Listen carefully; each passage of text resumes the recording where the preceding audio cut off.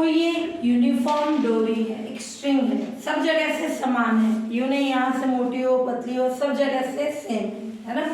तो एक uniform string को जब दो पॉइंट है फिक्स पॉइंट ए और बी पे लटकाया जाता है, क्लियर, ये ए पॉइंट और ये बी, यहाँ बांध दिया यहाँ बांध दिया, जब लटकाया जाता है तब जो शेप बनता है वो कहलाता है कैटेनरी। हमेशा जैसे ये अपना है ओरिजिन, ये एक्स ओ एक्स डैश और ये वाई ओ वाई डैश, तो हमेशा जब अपन ने इसको लटकाया तो ये ओरिजिन से कुछ ना कुछ ऊंचाई पे होता है, ऊपर की ओर होता है, उसको टच नहीं करेगा, क्लियर। जैसे अपन एक झूला लटकाते हैं, 2 पॉइंट पे लटका रहे हैं तो वो क्या होता है, फर्श से थोड़ा ऊपर होता है, तो जो शेप बनता है वो होता है कैटेनरी, क्लियर। ये अपन लेंगे सॉरी स्मॉल सी, ये कैटेनरी का वर्टेक्स होता है। कैटेनरी का शेप पैराबोला की तरह होता है, देख रहे हैं अपन, पैराबोला क्या होता है, सिमेट्री, वाई एक्सिस के में इधर जो शेप बना वही इधर बना, क्लियर। तो हमेशा कैटेनरी का शेप कैसा होगा, पैराबोला की तरह, और ये फर्श से कुछ ऊपर की ओर होगा, वो हाइट अपन स्मॉल सी मानते हैं, और कैटेनरी का वर्टेक्स है कैपिटल की अपना, है ना। तो ये वाई एक्सिस पे है तो ये सी कोऑर्डिनेट कितना हो जाएगा, सी, क्लियर। वाई एक्सिस पे एक्स कितना होगा 0 और ये सीधी कंडीशन। तो ये अपन बात कर रहे हैं कैटेनरी क्या होगी, जब एक यूनिफॉर्म स्ट्रिंग को दो फिक्स पॉइंट के बीच लटकाएंगे, और जो ये लिखना जो वर्टिकल एक ही लाइन पे नहीं है, यूं नहीं, ये यूं है, जो एक वर्टिकल लाइन पे नहीं होने चाहिए, ओरिजेंटल होने चाहिए, यूं नहीं कि तुम बोलो यहाँ लटका दिया और यहाँ लटका दिया, वो नहीं, है ना। तो वर्टिकल नहीं होने चाहिए पॉइंट्स, कैसे होने चाहिए, ओरिजेंटल होने चाहिए। तो जब एक यूनिफॉर्म स्ट्रिंग को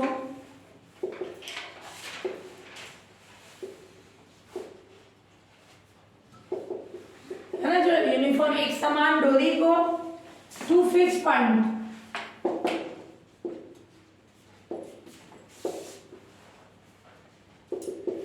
ए एंड बी के बीच लटकाते हैं,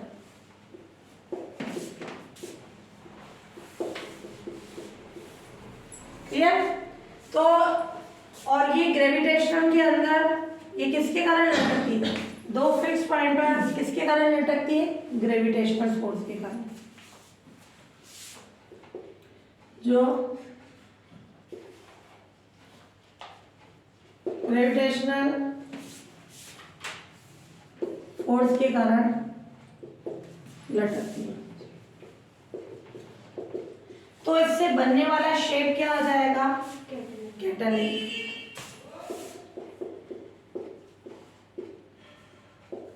इससे बनने वाले शेप को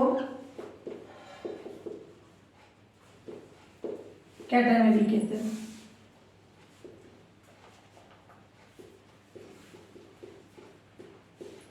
क्लियर। तो ये हमेशा किसी ऊपर की ओर हाइट पे होगा, और ये स्वतंत्र पूर्वक लटक रहा है फ्रीली, किसके कारण लटक रहा है, ग्रेविटेशनल फोर्स के कारण। ब्रैकेट में लिखना चाहो 2 फिक्स पॉइंट ए और बी है जो कि वर्टिकल नहीं होने चाहिए, क्लियर। यानी ए की जो अपने वर्टिकल लाइन है इस पे नहीं होनी चाहिए, हॉरिजॉन्टल होनी चाहिए। तो ये कहलाएगा अपने कैटेनरी, हिंदी में भी इसको अपन कैटेनरी बोलते हैं।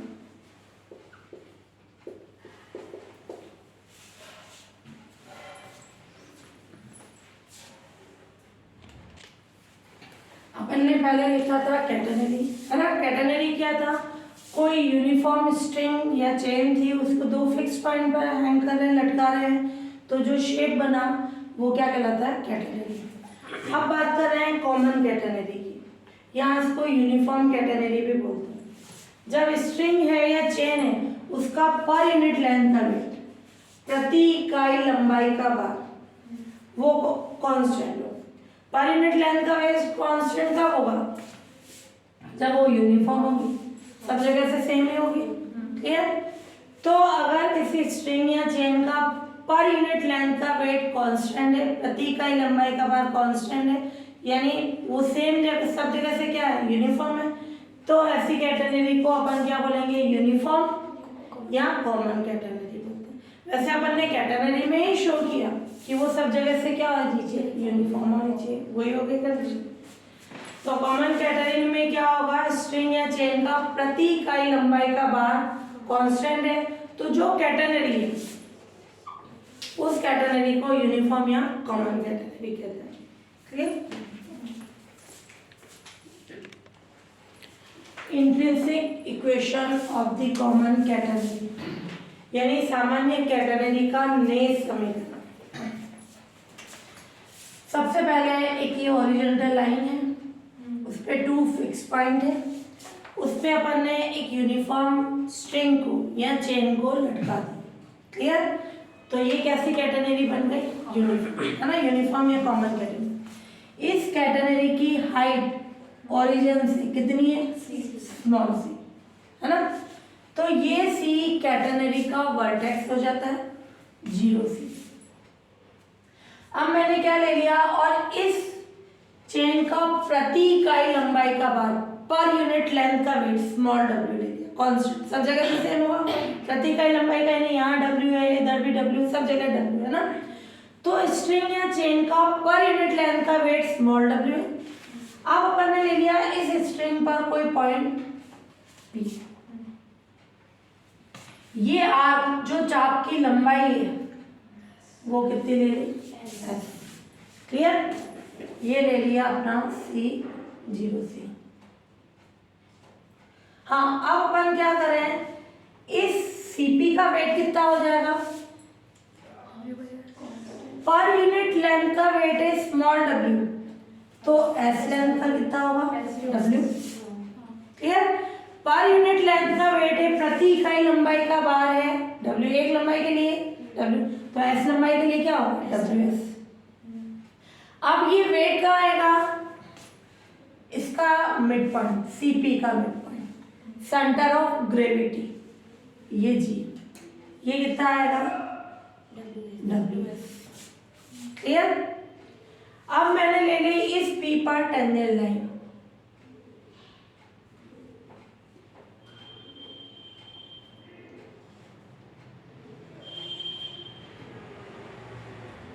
टेंजेंट बोल रहा है तो क्या कंडीशन होगी, एक ही पॉइंट पे टच करेंगे इसको,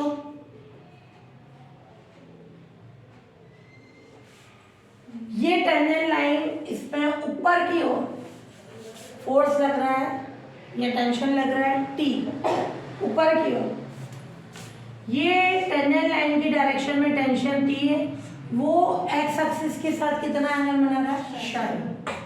क्लियर? और फिर ध्यान से देखना, इस साइड में मैं इस CP की बात कर रही हूँ, इधर कोई फोर्स लग रहा है, इधर इसके वेट के कारण नीचे लगा, तो इधर लगा तो इधर भी तो लगेगा CP, तो CP के लेफ्ट साइड में टेंशन लगता है T0, ये फिक्स है। इधर कोई लग रहा है उसको बैलेंस करने के लिए, ये कहाँ लगेगा, इस साइड में कोई फोर्स लग रहा है तो इस C पे भी लगेगा। अपन बात करेंगे जो आर्क है, चाप CP है, उसकी साम्यावस्था के लिए, इक्विलिब्रियम के लिए, है ना, P पे लगा, C पे लगा और इनके मिड पॉइंट, ये तीनों ही फोर्सेस एक पॉइंट पर मिलने चाहिए। मिल गए, ये T0, T और ये वेट, ये कोई पॉइंट मान लो H। क्लियर? तो इस आर्क CP की इक्विलिब्रियम के लिए क्या होगा, P पर लगा फोर्स, C पर लगा, ये हॉरिजॉन्टल बट लेफ्ट साइड में लगेगा, और इसका वेट WS नीचे की ओर। अब इस T ने एक्स एक्सिस के साथ कितना एंगल बनाया, शायद। क्लियर? तो T का हॉरिजॉन्टल कंपोनेंट कितना होगा, ये कितना होगा, ये शायद, तो ये शायद, इसका करस्पॉन्डिंग एंगल संगत कोण, तो ये कितना हुआ, T, और इधर अगर कंडीशन, ये T कॉसाई, ये T साइन साई। T कॉसाई कहाँ लगा, राइट साइड। जब मैं आर्क CP की साम्यावस्था की बात करूंगी, इस इक्विलिब्रियम की कंडीशन की बात करूंगी, तो ये T कॉसाई किसको बैलेंस करेगा, ये राइट, ये लेफ्ट, T0 टी कॉशाई के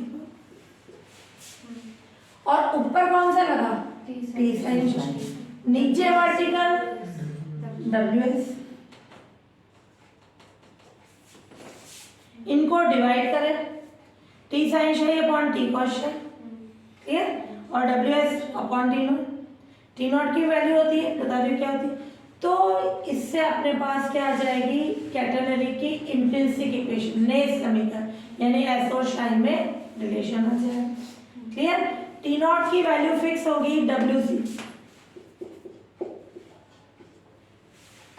पर यूनिट लेंथ का वेट कितना है, ये सी हाइट के कारण आ रहा है, इसकी हाइट क्या है सी, तो ये टी नॉट क्या आ जाएगा डब्ल्यू सी। किसके कारण, ये मिड पॉइंट, क्योंकि यहाँ लेंथ नहीं है, तो ये किसके रेस्पेक्ट में लेंगे सी के, तो टी नॉट कितना हो जाएगा पर यूनिट लेंथ का वेट, और उसकी कितनी हाइट है ओरिजिन से डब्ल्यू सी, तो ये टी नॉट की जगह आ जाएगा डब्ल्यू सी। दोनों को डिवाइड करें क्या आ जाएगा टेन शाई एस अपॉन सी, तो S equals to C tan psi, ये कैटेनरी की इंट्रिंसिक इक्वेशन हो जाएगी। ये 3 नंबर में भी पूछते हैं, पूरा प्रूफ करके बता दो। शॉर्ट क्वेश्चन में भी पूछते हैं कैटेनरी की एस और शाई में इक्वेशन क्या होती है, इंट्रिंसिक इक्वेशन क्या होती है, S equals to C tan psi, clear. जो थ्योरी बोली अपने को थ्योरी लिखनी है, समझ में आ गई कंडीशन। 3 फोर्सेस लगे, कौन कौन से, ये सीपी पी पर टेंजेंट लाइन की डायरेक्शन में, टी ऊपर की ओर है, और इस सीपी का वेट पर यूनिट लेंथ का वेट क्या है डब्ल्यू, एस लेंथ का वेट क्या हो जाएगा डब्ल्यू एस, ये नीचे की ओर इसके सेंटर ऑफ ग्रेविटी पे लगेगा, और फिर ये इस सी पार्ट के लिए ये लेफ्ट साइड में क्या लगेगा क्षैतिज पर हमेशा टी नॉट की वैल्यू क्या होगी डब्ल्यू सी। टी के लिए ये एंगल शाई है, इसका हॉरिजॉन्टल और वर्टिकल कंपोनेंट ले लिया, ये हॉरिजॉन्टल टी कॉस शाई किसको बैलेंस करेगा टी नॉट को, टी साइन शाई डब्ल्यू एस को, और वो इक्वेशन आ जाएगी। तो क्या कंडीशन ले लें अपन, तो intrinsic equation of common category के लिए अपन ने 2 फिक्स पॉइंट ले लिए, ए और बी 2 फिक्स पॉइंट्स है, क्लियर, और यूनिफॉर्म स्ट्रिंग या चेन कौन सी है ए सी बी। अब जिसका पर यूनिट लेंथ का वेट स्मॉल डब्ल्यू, ये जरूर मेंशन करना, ये हमेशा यूनिफॉर्म होगी, इसकी प्रति इकाई लंबाई का भार कितना है स्मॉल डब्ल्यू। इसको 2 फिक्स पॉइंट ए और बी में हैंग कर रहे हैं, उसको लटका रहे हैं, तो ये कैटेनरी ए सी बी बनती है, क्लियर। सी कैटेनरी का मिनिमम पॉइंट होता है, सबसे नीचे वाला पॉइंट कौन सा होता है सी, इस सी को बोलते हैं कैटेनरी का वर्टेक्स, ये ओरिजिन से स्मॉल सी हाइट पे होता है, तो ये कितना हो जाएगा वाई एक्सिस पे होने के कारण ये 0 सी की कंडीशन, वाई एक्सिस पे एक्स 0 और ये सी हो गया। फिर ये अपन ने ले लिया आर्क सीपी, इस चाप सीपी की लंबाई कितनी ले ली एस, तो आर्क सीपी हो गई अपने पास एस, देन सीपी लेंथ की वेट क्या हो जाएगा, सीपी लेंथ का वेट, अगर प्रति इकाई लंबाई का भार अपन ने स्मॉल डब्ल्यू लिया तो एस लेंथ का वेट कितना होगा डब्ल्यू इंटू एस, ये पर यूनिट का है तो एस लेंथ का डब्ल्यू एस, क्लियर। अब ये जो स्ट्रिंग सीपी, स्ट्रिंग का जो पार्ट है सीपी, ये उसी का कोई पार्ट है, ये इन फोर्सेस के कारण इक्विलिब्रियम में यानी साम्य अवस्था में होगा। कौन कौन से, फर्स्ट पी पर टेंजेंट लाइन की डायरेक्शन में क्या लगेगा टी, क्लियर, जो कितना एंगल बनाता है एक्स एक्सिस के साथ शाई, और सी पर टी नॉट वो कितना आ जाएगा डब्ल्यू सी। ये मैंने डायरेक्शन बता रखी है, यानी क्षैतिज लगेगा बट कैसा लेफ्ट साइड में, और जी पार्ट सीपी का वेट कितना आ जाएगा डब्ल्यू एस। इन तीनों फोर्सेस के कारण सीपी इक्विलिब्रियम में होगा और हमेशा ये तीनों फोर्सेस एक ही पॉइंट पे मिलने चाहिए, क्लियर। तो डायग्राम में इस चीज का ध्यान रखना, डब्ल्यू एस टी नॉट, इसको मैंने आगे बढ़ाया, और टी, तीनों एक ही पॉइंट एच पर मिलते हैं। अब अपन क्या करेंगे, इन फोर्सेस के हॉरिजॉन्टल और वर्टिकल पार्ट्स को इक्वल कर दें, क्या हो जाएगा, इसका हॉरिजॉन्टल टी कॉस शाई वो किसको बैलेंस करेगा टी नॉट को, वर्टिकल टी साइन शाई किसको बैलेंस करेगा ये वो कॉन्सेप्ट है। तो ये तीनों ही फोर्सेस जो हैं किस पे मिलते हैं, पॉइंट एच पे। इन फोर्सेस का हॉरिजॉन्टल व वर्टिकल पार्ट्स को इक्वल करने पर जो क्षैतिज है और ऊर्ध्वाधर उनको इक्वल कर दें, यानी T cos psi T naught को बैलेंस करेगा, T sine psi W S को बैलेंस करेगा। अब अगर टी नॉट क्या ले लें, डब्ल्यू सी, डब्ल्यू से पर मिनट लेंथ है। अब इसकी लेंथ कितनी आएगी, नीचे की ओर स्मॉल सी, क्लियर, क्योंकि मिड पॉइंट पे, तो ये क्या हो जाएगी, डब्ल्यू सी की condition. Then by equation first, जैसे उस पर डब्ल्यू एस ले रहे थे, एस लेंथ, तो यहाँ आपकी कोई कंडीशन नहीं है, पॉइंट सी भी, तो ये लेंथ कौन सी लेंगे, सी, तो टी नॉट डब्ल्यू सी लेंगे। इसको मैंने फर्स्ट में पुट कर दिया। अब इन दोनों को डिवाइड करा दे by equation second and third, क्या हो जाएगा, T sine psi upon T cos psi, W S upon W, W से डब्ल्यू कैंसिल, टी से टी कैंसिल, तो एस कितना हो जाएगा, सी टेन साई, जो कि कैटेनरी की इंट्रिंसिक इक्वेशन है। इंट्रिंसिक यानी एस और साई की फॉर्म। शॉर्ट क्वेश्चन में आता है डेट नंबर में, तो डायरेक्ट ये लिखेंगे, 3 नंबर में आता है तो पूरा प्रूफ करके बताएंगे।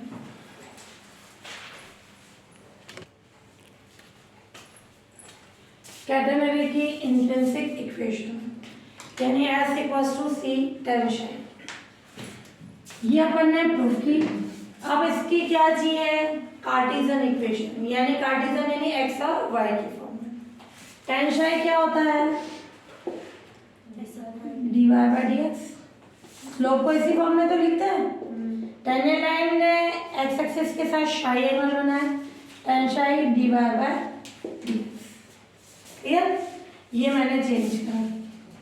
अब कार्टेशियन के लिए तुमने इस पे पढ़ी होगी पैरेलल इक्वेशन में, या कर्व की लेंथ फाइंड करने के लिए रेक्टिफिकेशन में ds बाई डी एक्स का फॉर्मूला होता है। तो ds बाई डी एक्स कैसे आएगा, फर्स्ट का x के रेस्पेक्ट में डिफरेंशियल कर दे,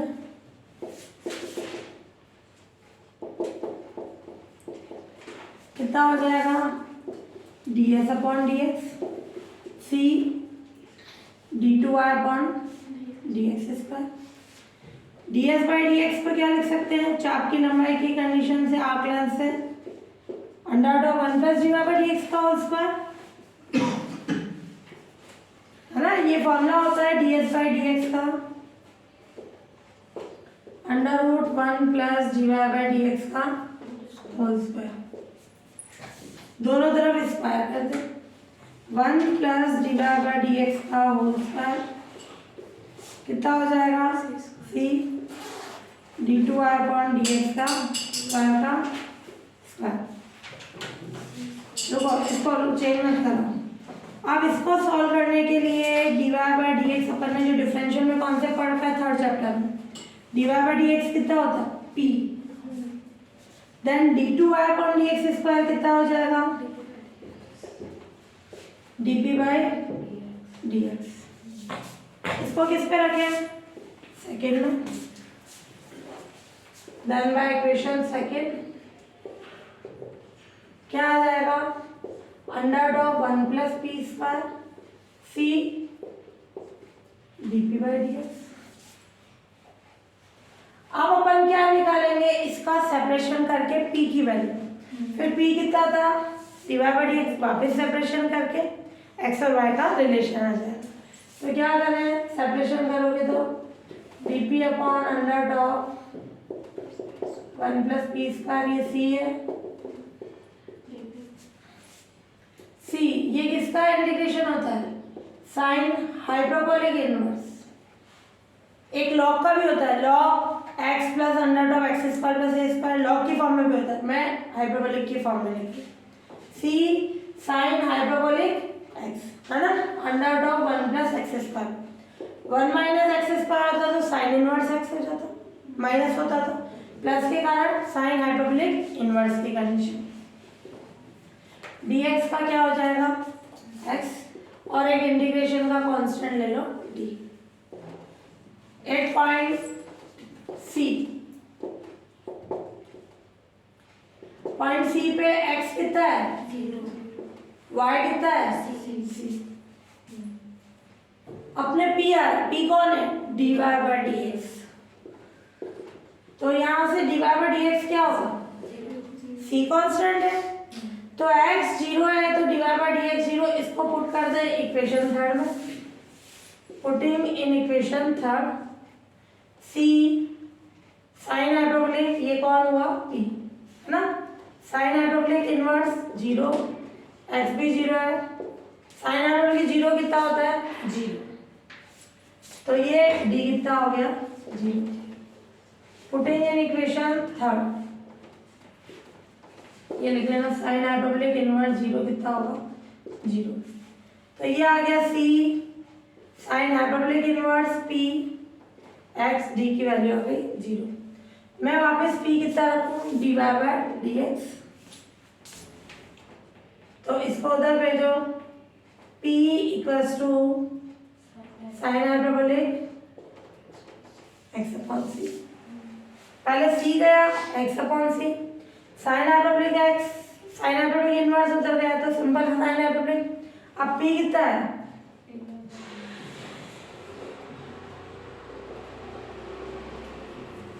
सेपरेशन कर ले, क्लियर। तो उससे क्या आ जाएगी अपने पास, किसकी इक्वेशन, dy, ये इधर भेज है, इंटीग्रेशन करेंगे, वापस एक कांस्टेंट आएगा, वही वाली कंडीशन ले लो, x 0 है तो y c कांस्टेंट आ जाएगा। उससे कैटेनरी की कैसी इक्वेशन आ जाएगी, कार्टेशियन। तो पहले इंट्रिंसिक निकलती है, उसके बाद ही कार्टेशियन निकाल सकते, पहले नहीं निकाल सकते। इंट्रिंसिक का यूज करके तो निकाल दे।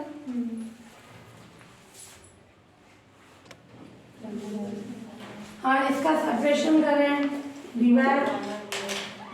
Sign hyperbolic x/c dx, dy का क्या हो जाएगा, साइन हाइपरबोलिक का x/c का 1/c प्लस इंटीग्रेशन का कांस्टेंट e ले लेना ना। व्हेन x c है, नहीं x 0 है, y c 8 पॉइंट c की बात करते हैं, क्या हो जाएगी, वाई सी कॉस हाइपरबोलिक 0 कितना होता है, 1, सी ऊपर प्लस ई कितना हो गया, 0। पुटिंग इन इक्वेशन 4, तो ये क्या आ गया, y equals to C cos hyperbolic x/c। ये कैटेनरी की कैसी इक्वेशन हो गई, कार्टेशियन, है ना, x और y के फॉर्म में। तो s equals to C tan psi हो जाएगी नए समीकरण इंट्रिंसिक, और y equals to C cos hyperbolic x/c क्या हो जाएगी, उसकी कार्टेशियन फॉर्म। क्लियर, ये टू फॉर्म्स पर represent. Shape of common catenary, y equals to C cos hyperbolic x/c, ये आ गई कैटेनरी की कार्टेशियन इक्वेशन। अब अपन इससे शेप बताएंगे। कॉस हाइपरबोलिक x का फॉर्मूला होता है e की पावर x प्लस e की पावर माइनस x/2। e की पावर x की सीरीज ओपन कर ले, क्या होती है, 1 plus x square upon factorial 2 and so on. e की पावर माइनस x की 1 minus x plus x square upon factorial 2 minus alternate चलती है, इन दोनों को ऐड करा के 2 से डिवाइड करा देंगे तो ये आ जाएगी। तो ये आ गया c, ये आएगा 1 प्लस x से अपना x/c, उसका whole square upon factorial 2 power 4 upon factorial 4 and so on. Open करो, c से इनटू करो, x square upon 2c, x की पावर 4 24 c क्यूब। ध्यान से देखना, इफ c लार्ज, c बहुत बड़ा होगा, if c is large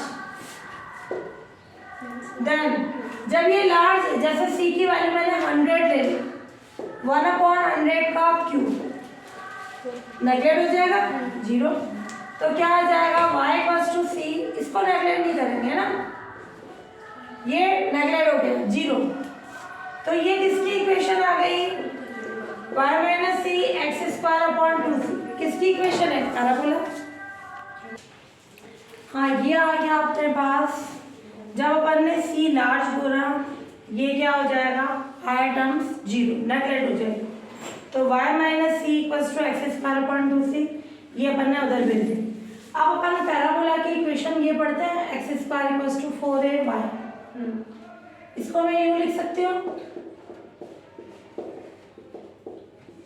तो अपन बोलते हैं 0 0 पैराबोला का वर्टेक्स है ना। ये 0 ये 0 तो एक्स पे से क्या लेस हुआ? 0। इधर क्या लेस हुआ? c यानी 0 c क्या हो जाएगा? कैटेनरी का अपना वर्टेक्स उसका शीर्ष हो जाएगा। क्लियर? तो ये इक्वेशन अपन बोलेंगे किसकी इक्वेशन हो गई? इक्वेशन फर्स्ट पैराबोला की इक्वेशन है। इसकी कैटेनरी का शेप पैराबोला होता है ना। शॉर्ट क्वेश्चन में भी पूछते हैं 3 नंबर में पूछे तो पूरा प्रूफ करके बताना। इसका वर्टेक्स क्या हो गया? 0 c जो कैटेनरी का जो पैराबोला का वर्टेक्स है पैराबोला से कैटेनरी की कंडीशन बन गई। तो वर्टेक्स यानी जो शीर्ष हो गया 0 c हो गया। फिर लेंथ ऑफ लेटस रेक्टम नाभिलंब की लंबाई ये 4 है। नाभिलंब की लंबाई होती है लेंथ ऑफ लेटस रेक्टम। अपने y से क्या मल्टीप्लाई हो रहा है? y माइनस सी से 2c। तो ये 2c क्या हो गई? लेंथ ऑफ लेटस रेक्टम नाभिलंब की लंबाई। और c कैटेनरी का पैरामीटर है यानी प्राचल। जो कैटेनरी का शेप है वो किस पे डिपेंड करता है? c पे। ये अपन कैटेनरी बनाते हैं ये ऊपर नीचे होगी किसके कारण होगी? c के कारण। क्लियर? ये c ये वाली कंडीशन c। तो ये हो गया इस कैटेनरी का वर्टेक्स। क्लियर? और नाभिलंब की लंबाई length of latus rectum 2c। c catenary का पैरामीटर होगा। कैटेनरी का शेप c पे डिपेंड करता है। अगर दो कैटेनरी के पैरामीटर सेम है तो वो क्या कहलाती है? Same catenary. दोनों सेम होगी। वर्टेक्स 0 c से c डिस्टेंस पर नीचे ये नीचे एक्स एक्सिस उसकी डायरेक्ट्रिक्स यानी नियता होगी। डायरेक्ट्रिक्स ये होती है अपन बोलते हैं पैराबोला बनाते हैं इसके नीचे वाली लेफ्ट वाली इस कंडीशन। तो ये पैराबोला की क्या कहलाएगी? डायरेक्ट्रिक्स। कौन होगी? X axis. उसकी नियता क्या हो जाएगी? X axis. क्लियर? फिर आप अपन लेंगे इसमें ये भी यहाँ लिया। जो ये हॉरिजॉन्टल पॉइंट है ए बी इनके बीच जो है हॉरिजॉन्टल डिस्टेंस ए बी इसको अपन बोलेंगे स्पान विस्तृति। कितना फैला हुआ है ये ए और बी के बीच हॉरिजॉन्टल जो डिस्टेंस है डिस्टेंस ए बी वो क्या कहलाती है? स्पान। और सेग यानी क्या होगी? जोल। जो ये पॉइंट है ये अपन ने ले लिया डी। इस स्पान पर जो कोई पॉइंट है डी उसकी वर्टेक्स से जो वर्टिकल डिस्टेंस है कि गहराई डीपनेस ये डीसी उसका क्या कहलाता है? सेग यानी जोल। कितना जोल हो रहा है? तो ये आ जाएगा अपना ए बी उसका क्या हो जाएगा? Span.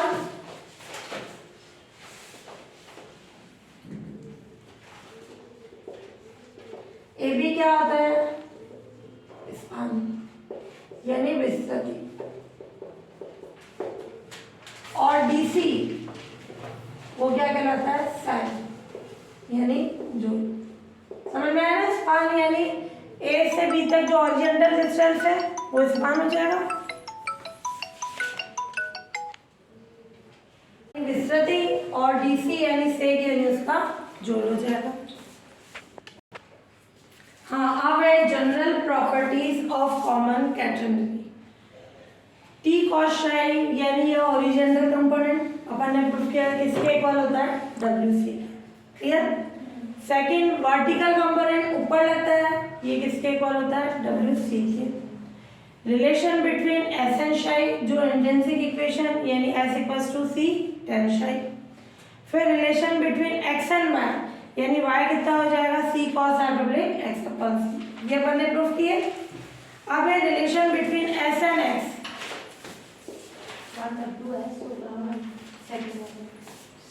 T sin psi equals to WS हो जाता है ना।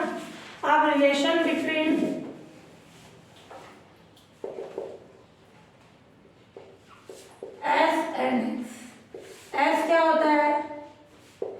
टेन शाई, टेन शाई को क्या लिख सकते हैं, dy बाई dx, शाई हटाना है, y कितना है, c cos hyperbolic x upon c,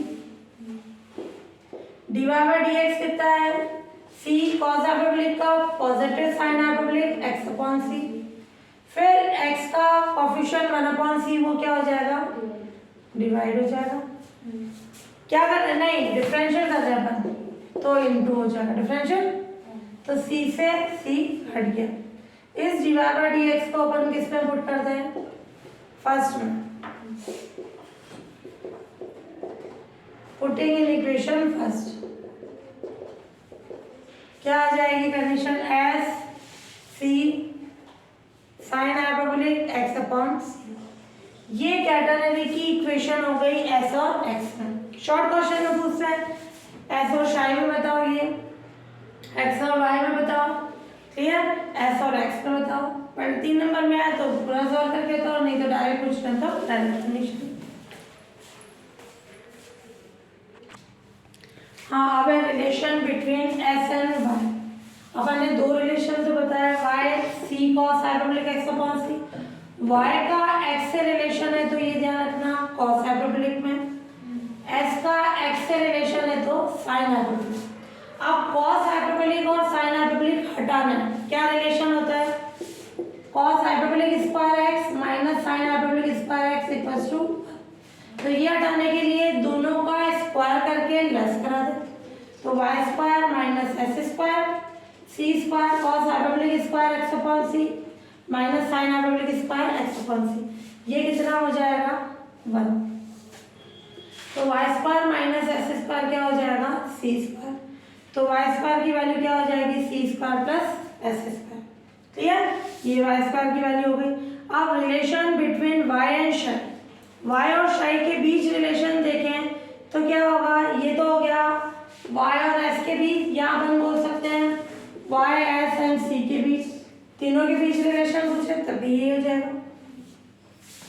अब रिलेशन बिटवीन y एंड शाई, y स्क्वायर कितना आया, c square plus s square, शाई बोल रहा है तो s की वैल्यू है शाई की फॉर्म में, s c tan शाई, तो यहाँ मैंने s की वैल्यू पुट कर दी, c स्क्वायर कॉमन आ गया, 1 प्लस tan स्क्वायर यानी sec स्क्वायर, दोनों तरफ से स्क्वायर हटा दे तो y कितना आ जाएगा, c sec शाई, s तो होता है c tan शाई, बट जब y का शाई की फॉर्म में होता है तो c sec शाई, क्लियर, y का x के साथ है तो cos हाइपरबोलिक, s का x के साथ है तो sin हाइपरबोलिक। अब रिलेशन बिटवीन है x और शाई, ये तो था s और शाई का, y और शाई का, शाई dy बाई dx कर लिया, x के रेस्पेक्ट में डिफरेंशियल c sec शाई tan शाई d शाई by dx, dy by dx क्या होता है tan शाई, ये tan शाई से tan शाई कैंसिल, तो आ गया c sec शाई d शाई, सेपरेशन ऑफ वेरिएबल कर लिया dx, अब इंटीग्रेशन कर लो sec शाई d शाई, ये dx, c sec शाई का क्या होगा, log sec शाई प्लस tan शाई, dx का x और एक कांस्टेंट ले लो d, 8 पॉइंट c, ध्यान से देखना, c पे x कितना है 0, y कितना है c, x 0 y c है तो dy बाई dx कितना होता है tan शाई, हमने वो तो शाई की कंडीशन थी, tan शाई 0 है कब होगा, जब शाई 0, यानी x 0 है तो शाई कितना आ गया 0, इसको पुट कर दो, कोई भी इक्वेशन दे दो a में, पुटिंग इन इक्वेशन ए में पुट करेंगे तो क्या आ जाएगा, c log sec शाई प्लस ये शाई की जगह 0, ये 0, x कितना है 0, ये d, c log sec 0 कितना होता है 1, tan 0 कितना होता है 0, log 1 कितना होता है 0, d कितना आ गया 0, किस पे पुट कर दें, पुटिंग इन इक्वेशन a। तो ये क्या आ गई condition, x equals to c log sec psi plus tan psi। ये हो गया x और psi के बीच रिलेशन। ध्यान से देखना, s और y का लिया था तो वो किस फॉर्म में था, s और psi का लिया था तो किस फॉर्म में था, s equals to c tan psi। y और psi का लिया था तो c sec psi, और x का लेंगे तो एक तरह से ये दोनों सम हो गया है और लॉग की फॉर्म में c log sec psi plus tan psi। Clear. तो ये s और psi का, y और psi का, ये x और psi के बीच आ गया। फिर अपने relation between x, y and psi, x, y and s तीनों के लिए रिलेशन। तो अभी अपन ने पढ़ा तीनों के लिए क्या कंडीशन है, y क्या होता है c sec psi, s क्या होता है c tan psi, और x का क्या होता है c log of sec psi plus tan psi। तो तीनों से क्या हटा दें, psi। अपने को क्या चाहिए, x, y और s का रिलेशन। तो sec psi कितना हो जाएगा y upon c, tan psi क्या हो जाएगा s अपॉन c। तो x c log sec psi की value y upon c, tan psi की वैल्यू s अपॉन c। तो इससे क्या हो जाएगी condition, x c log y plus s upon c। ये क्या आ गया, x, y और s के बीच रिलेशन आ गया। अब पैरामेट्रिक फॉर्म,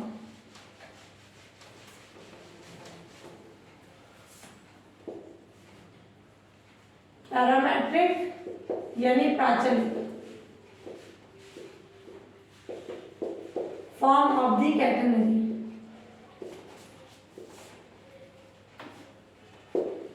पैरामेट्रिक का मतलब जब दो वेरिएबल तीसरे वेरिएबल पे डिपेंड करते हैं, जैसे ये x और y थर्ड t पे डिपेंड करते हैं, तो x और y की t में जो इक्वेशंस आएगी वो पैरामेट्रिक इक्वेशन हो जाएगी, कोऑर्डिनेट आएगा पैरामेट्रिक कोऑर्डिनेट हो जाएगा। तो यहाँ अपन psi की फॉर्मूला है, x क्या है c log sec psi plus tan psi, y equals to c log ये c sec psi। ये कहलाती है कैटेनरी की पैरामेट्रिक इक्वेशन। दोनों को साथ में लिख दिया, यानी x और y थर्ड वेरिएबल किस पे डिपेंड कर रहे हैं, psi पे। यहाँ psi कौन हो गया, पैरामीटर। क्लियर। कैटेनरी का पैरामीटर तो c होगा, बट यहाँ पैरामेट्रिक इक्वेशन के लिए कैसी कंडीशन होगी, c की।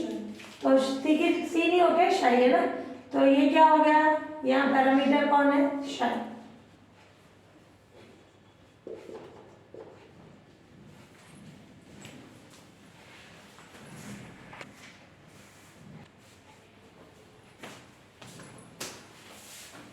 Tension at any point of A common catenary वो इक्वल होता है डब्ल्यू वाई के, है ना। टेंशन यानी तनाव। अपन ने पढ़ा ओरिजेंटल कंपोनेंट, उसका क्षैतिज घटक क्या होता है, टी cos psi बैलेंस करता है टी नॉट को। टी नॉट क्या होता है, डब्ल्यू सी। तो टी cos psi किसके इक्वल होगा, डब्ल्यू सी के, यानी टी कितना हो जाएगा, W C upon cos psi, यानी W C 1 upon cos psi यानी sec psi। तो टी कितना हो जाएगा, डब्ल्यू सी sec psi को क्या लिख सकते हैं, y। तो t किसके इक्वल हो गया, w y। क्लियर। अब अपन इसी में नोट देखें, कैटेनरी के किसी पॉइंट पर टेंशन डायरेक्ट्रिक्स से ऊपर हाइट के प्रोपोर्शनल होता है। ये अपन ले रहे हैं, इसी में ले रहे हैं, let y1 and y2 height पर कैटेनरी पे 2 पॉइंट्स हैं,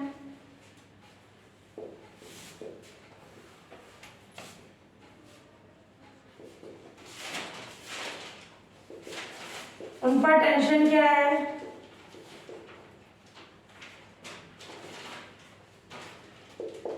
T1 एंड T2 है। तो कैटेनरी पर दो पॉइंट्स है y1 y2 हाइट पर, उन पे टेंशन T1 और T2। ध्यान से देखना, T1 कितना होगा W1, ये वाला रिलेशन। T2 कितना हो जाएगा, कैटेनरी एक ही है, W सेम ही रहेगा, तो T1 माइनस T2 कितना हो जाएगा, W y1 माइनस y2।